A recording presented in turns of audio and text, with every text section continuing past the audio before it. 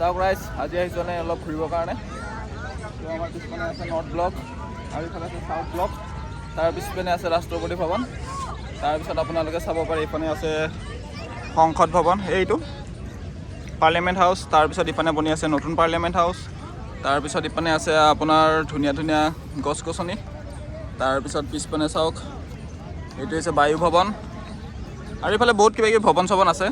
আৰু কেইদিনমানৰ পিছত ইয়াতে বহুত আৰু কিবা কিবি বনি আছে, আৰু 2-3 বছৰৰ পিছত ইণ্ডিয়া গেটৰ ওচৰত যিটো পৰিৱেশ, সেইটো পৰিৱেশ মানে সম্পূৰ্ণ সলনি হ'বলৈ গৈ আছে। কাৰণ ইয়াতে চেণ্ট্ৰেল ভিষ্টাৰ প্ৰজেক্ট যিটো চলি আছে, ৰিডেভেলপমেণ্ট কৰি আছে ইয়াতে, মানে তাৰ বহুত কিবা কিবি বনাব। তো যেনেকৈ আপোনালোকে ভাইচ প্ৰেচিডেণ্ট হাউচ বনাই আছে, তাৰপিছত PM হাউচ বনাই আছে, আৰু মানে বহুত সলনি কৰি আছে। 2 বছৰৰ পিছত মানে ইণ্ডিয়া গেটটো পুনৰ খুলিছে, কাৰণে মানুহ ইয়াতে বহুত ভিৰ হৈ আছে বৰ্তমান সময়ত। চাব পাৰে, চব মানে কেৱল ভিৰ আৰু ভিৰ আছে। নৰ্থ ব্লক, ইফালে আছে চাউথ ব্লক, আৰু তাৰ পিছপিনে আছে ৰাষ্ট্ৰপতি ভৱন, তাৰপিছত সন্মুখত আছে আপোনাৰ ইণ্ডিয়া গেট। এইফালে চাওক ইণ্ডিয়া গেটখন বহুত দূৰত আছে, ইয়াৰ পৰা প্ৰায় 3-4 কিলোমিটাৰমান হ'ব। আৰু এই ৰাস্তাটোৰ নাম দিছে, নতুন নাম দিছে, এই ৰাস্তাটোৰ নতুন নাম দিছে কৰ্তব্য পথ বুলি। আৰু তাৰপিছত ইয়াৰ ফালে চাওক আপুনি দুই পিনে ধুনীয়া ধুনীয়া গছ ৰুই থৈ দিছে ছাইডৰ পিনে, আৰু বহুত ধুনীয়া সেউজীয়া পৰিৱেশটো। বৰ্তমান ৰাষ্ট্ৰপতি ভৱন চালোঁ, আৰু ৰাষ্ট্ৰপতি ভৱন এতিয়া ওচৰলৈকে যাব নিদিয়ে। তাৰপিছত এতিয়া গৈ আছোঁ ইণ্ডিয়া গেটৰ পিনে। তো সন্মুখৰ পিনে আছে ইণ্ডিয়া গেট, চাই থাকিব পাৰে আপোনালোকে। চাওক ইণ্ডিয়া গেট, ৰাষ্ট্ৰপতি ভৱন চোৱাৰ পিছত এতিয়া গৈ আছোঁ চিধা ইণ্ডিয়া গেটলৈকে। ইয়াৰ পৰা প্ৰায় 3-4 কিলোমিটাৰ দূৰ হ'ব ইণ্ডিয়া গেটলৈকে। তো বহুত দূৰ আছে আচলতে ইণ্ডিয়া গেটলৈকে। আৰু যদি আপোনালোকে ইণ্ডিয়া গেট আহিব বিচাৰে, তেতিয়াহ'লে নিয়াৰেষ্ট মেট্ৰ' ষ্টেচন ইয়াতে আছে আপোনাৰ চেণ্ট্ৰেল ছেক্ৰেটেৰিয়েট মেট্ৰ' ষ্টেচন। তো চাওক কিমান মানুহ আছে। আচলতে ইয়াতে গধূলি সময়ত ঘূৰিবৰ কাৰণে বহুত ধুনীয়া ঠাই এটা। তাৰপিছত ইয়াতে যদি আপোনালোকে আহিব সদায়, মানে ইভিনিং টাইমত আহিব, নহ'লে দিনত বহুত ৰ'দ পৰি থাকে, কাৰণ ৰাস্তাটোত কোনো গছ গছনি নাই। আৰু ইফালে চাওক কিবা কিবি বিক্ৰী কৰি আছে।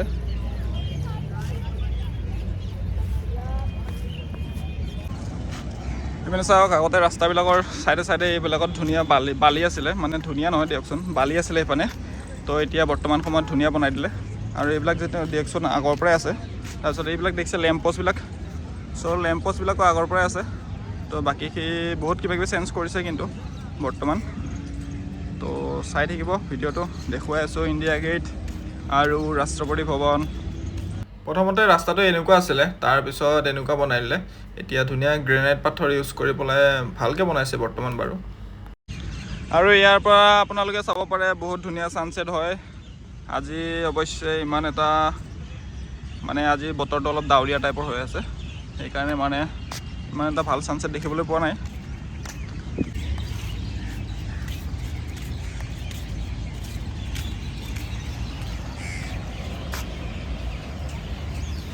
আৰু চাওক এনেকুৱা নতুন কেনেল বহুত বনাইছে, তাৰপিছত এনেকুৱা ব্ৰিজ বনাইছে নতুন নতুন। তাৰপিছত ভাল লগা হৈছে, মানে বৰ্তমান আগতে পানী চানীবিলাক বহুত লেতেৰা আছিলে, তাৰপিছত এতিয়া বৰ্তমান বহুত ধুনীয়া চাফা কৰিছে পানীবিলাক। আৰু চাগে কেইদিনমানৰ পিছত ইয়াতে মানে বটিং কৰাৰ চিষ্টেমটো কৰি দিব। আগতে আছিলে বটিং কৰিব পৰা চিষ্টেম, কিন্তু মানে মাজতে কৰোণা হোৱা যেতিয়া আৰম্ভ হৈছে, তেতিয়া মানে বটিং কৰা চিষ্টেমবিলাক মানে প্ৰায় টোটেলি বন্ধ কৰি দিলে ইণ্ডিয়া গেটৰ ওচৰে পাজৰে অহা, কাৰণ ইয়াতে কামো চলি আছিলে। চাওক গাইজ, ইমানে যদি আপোনালোকে গছৰ তলে তলে খোজকাঢ়ি গৈ থাকে, তেতিয়াহ'লে মানে আপোনাৰ কাম বেয়া হৈ যাব পাৰে, কাৰণ ইমান চৰাই আছে আৰু চৰাইবিলাকে ইমান হাল্লা কৰি আছে। ৰাইজ অকলে বহি আছোঁ, কোনোবাই যদি আছে ওচৰে পাজৰে আহিব পাৰে বহিবৰ কাৰণে, মানে অলপ কথা চথা পাতিবৰ কাৰণে। তো আৰু ইফালে চাওক মানুহ, এইবিলাক হৈছে ইণ্ডিয়া গেট আৰু ৰাষ্ট্ৰপতি ভৱন চাব অহা মানুহ।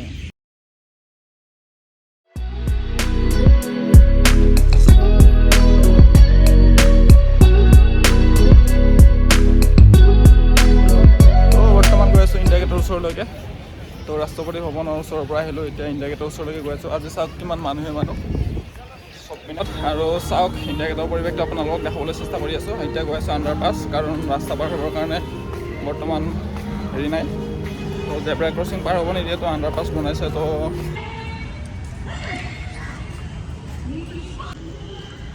তো এয়া হৈছে আণ্ডাৰপাছ। তো আপোনালোকে যদি ৰাস্তা পাৰ হ'ব বিচাৰে, তো ইফালৰ ভিতৰেদি যাব লাগিব।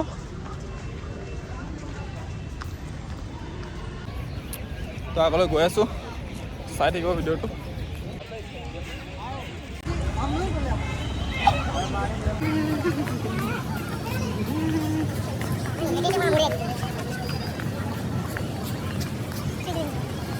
এটা ফটোগ্ৰাফাৰ বহুত আছে, কিন্তু মানে ফটোগ্ৰাফাৰবিলাকে মানুহ চাই দাম কয় আৰু বহুত পইচা খোজে। এখন ফটোত আপোনাৰ পৰা প্ৰায় 100-200 মান খুজি দিব যদি আপোনাৰ নাজানাৰ দৰে পায়। आपका फोटो भैया तुम भी रिकॉर्ड कर लो, तुम्हारे फोन में भी सेंड कर देगा। अच्छा, हाँ प्रिंट आउट निकाल दोगे? प्रिंट आउट निकालेगा सर। कितना प्रिंट आउट? अभी देगा 1 मिनट में। कितना? अभी देगा 1 मिनट में हैं। एक फोटो में कितना? 7-280। মই এখন ফটো উঠিলোঁ, কিন্তু ইয়াতে ফটোগ্ৰাফাৰবিলাক ইমান ভাল নহয়, মানে চবে ঠগাবৰ কাৰণে চেষ্টা কৰি থাকে। নমস্কাৰ, স্বাগতম জনাইছোঁ এটি নতুন ভিডিঅ'লৈ আপোনালোক সকলোকে। আজি মই আহিছোঁ সেইটো ঠাইত য'ত নেকি দিল্লীৰ মানে সকলোতকৈ বেছি মানুহ ইয়াতে ঘূৰিব আহে। তো চাওক, মানে আছে ইণ্ডিয়া গেট, তালৈকে এই ৰাস্তাটোৰ নতুন নাম দি দিলে কৰ্তব্যপথ বুলি।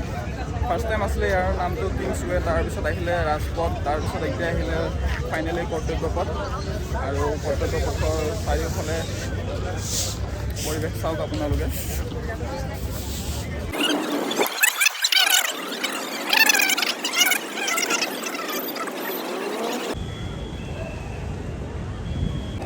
আৰু এয়া হৈছে ইণ্ডিয়া গেট। তো চাব পাৰি ইণ্ডিয়া গেট, আৰু ইণ্ডিয়া গেটৰ পিছ মানে নতুনকৈ বনাইছে নেতাজী সুভাষ চন্দ্ৰ বোস ডাঙৰীয়াৰ প্ৰতিমূৰ্তি। তো আহক এবাৰ নেতাজী সুভাষ চন্দ্ৰ বোস ডাঙৰীয়াৰ প্ৰতিমূৰ্তিটো চাই আহোঁ। তো এইফালে চাওক, সন্মুখত আছে।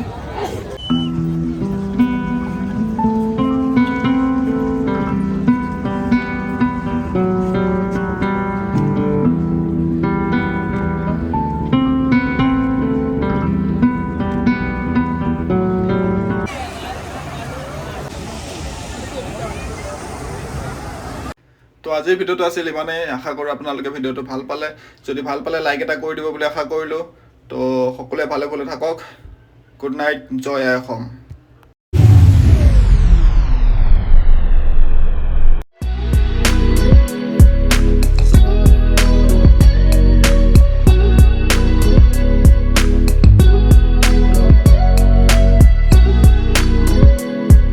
फिर से बता दूं मैं कि अर्बन डेवलपमेंट मिनिस्ट्री, शहरी विकास मंत्रालय ने ये जो खूबसूरत कार्य किया है, इस सेंट्रल विस्टा को अभी थोड़ा सा काम चल भी रहा है और उद्घाटन होने वाला है। हमारे पार्लियामेंट की बिल्डिंग भी बनने वाली है।